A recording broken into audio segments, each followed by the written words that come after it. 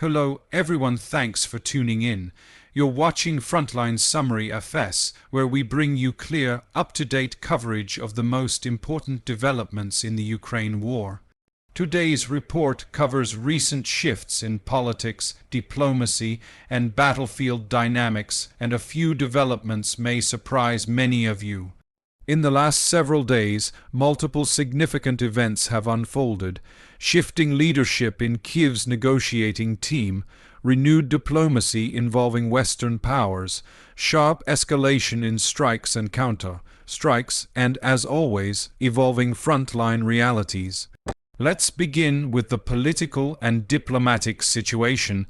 In the last week, Kyiv's negotiating posture has undergone notable turbulence. While the specifics of internal resignations remain murky, external coverage indicates that Ukrainian officials, under growing pressure at home and mounting military strain, have recalibrated their diplomatic approach. Simultaneously, diplomacy is surging forward. A delegation from Ukraine recently traveled to the United States to continue talks over a revised peace proposal framework that Washington has been promoting. On the European front, reports show Ukrainian President Volodymyr Zelensky is expected to meet with Emmanuel Macron in Paris, a signal that Kyiv is seeking stronger coordination with its European partners as the pressure mounts. International observers and media analysts are interpreting this flurry of diplomatic activity against a backdrop of internal disruption as a possible attempt by Kyiv to restore negotiating credibility and present a more unified stance before any agreement is reached. Some see this as a bid to re-energize Western support by showing internal accountability. Others caution that the reshuffle might introduce delays and uncertainty at a delicate moment. Strategic implications of these political shifts are significant. First, a refreshed negotiation team, perhaps incorporating more defense and security-oriented figures, could shift Kyiv's demands in any future deal. Rather than compromise on core security and territorial integrity, Ukraine might push for stronger guarantees, stricter security arrangements, and clearer commitments from allies that could harden Kyiv's line, potentially complicating any compromise-oriented proposals. Second, stronger coordination with European powers suggests that Ukraine isn't relying solely on U.S. mediation but is trying to build a broader diplomatic front. That could increase leverage, especially if European leaders make clear that any deal must preserve Ukraine's sovereignty and not simply rubber-stamp concessions to Moscow. Third, internally, this shakeup may address growing domestic discontent over corruption, political fragmentation, and war fatigue. Presenting a reorganized, accountable leadership could help strengthen morale and public support, a crucial factor if prolonged mobilization and hardship continue. In short, we could be entering a new phase in which diplomacy and internal politics become as decisive as the battlefield itself. Now, escalation. The intensity of strikes has surged over the past few days, highlighting a grim paradox. While peace talks advance, violence persists, perhaps even intensifies. According to Ukrainian and independent sources, on the night of November 29, Russian forces launched a sweeping assault, roughly 36 missiles accompanied by nearly 600 drones. The attack inflicted heavy damage, especially on energy infrastructure and civilian residential areas, and caused widespread disruption in the capital and surrounding regions. Officials reported multiple casualties, at least 6 people killed and dozens wounded in Kyiv alone. Fires broke out across several districts, with drone debris and missile strikes setting buildings ablaze.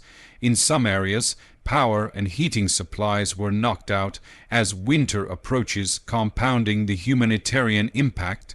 These attacks represent one of the heaviest barrages in recent months, illustrating that even as Kyiv sends envoys to negotiate, Moscow appears determined to maintain pressure on civilians and infrastructure. On Ukraine's side, there have also been striking responses.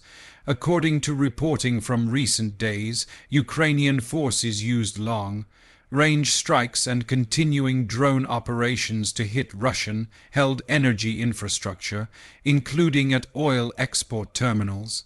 Kyiv frames these as legitimate efforts to weaken Russia's war economy. Moscow and some regional actors, including countries affected by disruption to energy supply, condemn them as indiscriminate or terrorist acts.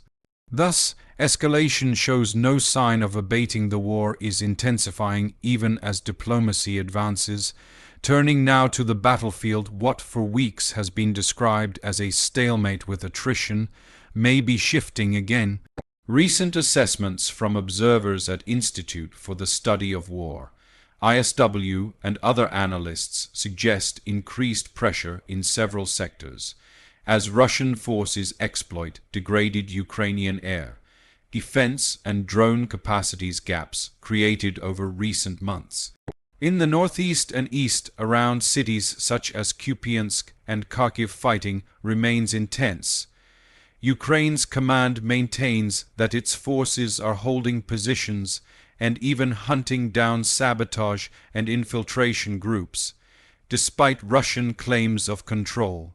However, Russian efforts to inflict sustained attrition through drone/missile strikes, combined with pressure on supply lines and energy infrastructure, may be gradually eroding Ukraine's ability to sustain defensive operations at scale.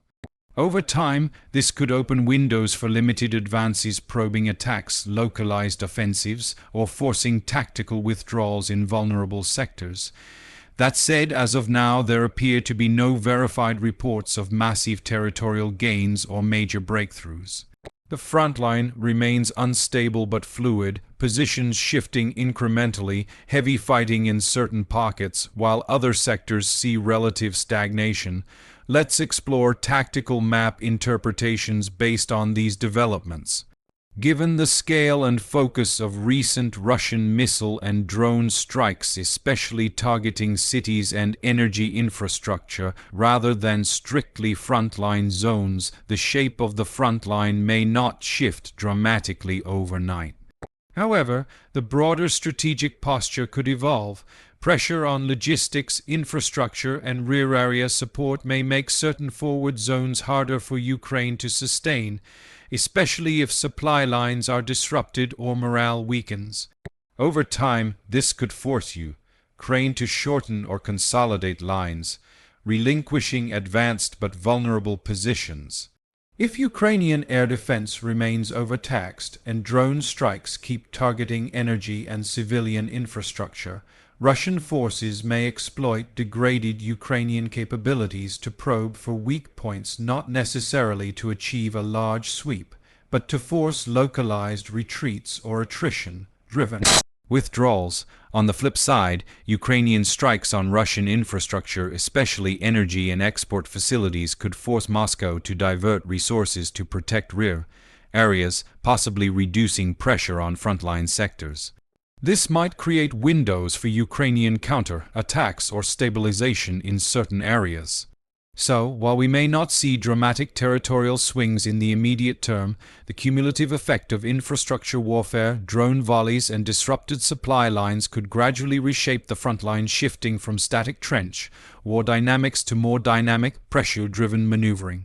Now, looking at the broader military outlook in the near to medium term, for Ukraine, the combination of renewed diplomacy, internal political recalibration, and assertive strategic strikes suggests Kyiv may adopt a dual-track approach. On one track, continued diplomatic engagement reinforcing ties with the U.S. and Europe, pushing for security guarantees, and seeking a formal ceasefire or peace framework that preserves sovereignty and deters future aggression. On the other, rely on asymmetric warfare, drones, missile strikes, sabotage to degrade Russian logistical and economic capacity, raise the cost of occupation, and shape battle conditions in Ukraine's favor. However, sustaining this dual approach will require continued external military support, especially advanced air defense systems, long range strike capabilities, and resources to maintain readiness.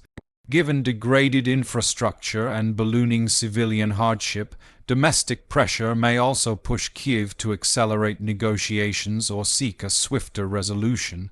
For Russia, the objective appears twofold. Firstly, maintain relentless pressure using drone and missile strikes to degrade Ukrainian infrastructure and morale, and to force psychological and material wear-down ahead of winter. Secondly, exploit Ukrainian political and diplomatic uncertainty. By keeping the threat of escalation alive, Moscow may aim to extract favorable concessions or weaken Ukraine's negotiating position.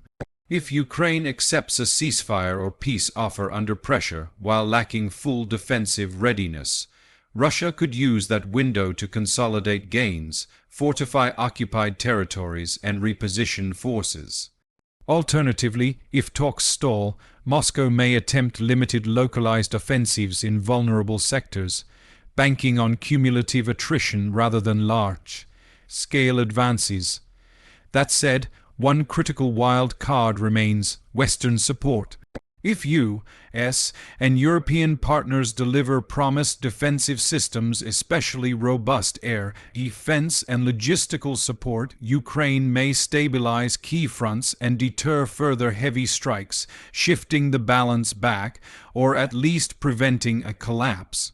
Equally, renewed political unity in Kyiv could improve morale, coordination, and resilience. In summary, we are witnessing a dangerous and dynamic moment.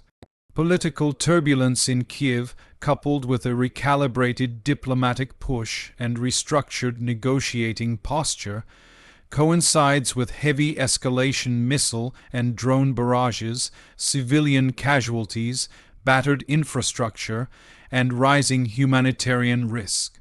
Meanwhile, on the battlefield, the fighting remains intense but mostly positional. The shape of the conflict is fluid, and the front line could gradually change through attrition and strategic targeting rather than dramatic offensives. The immediate future is uncertain. Ukraine may lean harder into diplomacy while relying on asymmetric strikes to keep Russia off balance, a risky but possibly necessary dual strategy. Russia seems determined to continue pressure, sow uncertainty, and exploit any openings. The outcome may hinge on whether Kyiv can maintain cohesion, whether Western backers deliver support, and how effectively Ukraine can defend its infrastructure while striking back. This could be a turning point, a moment where negotiation tables, drone strikes, political reordering, and frontline tension all converge. Thanks for watching Frontline Analysis MS. If you found this digest useful, please subscribe, like, and stay tuned. We'll be back with further updates as this story unfolds.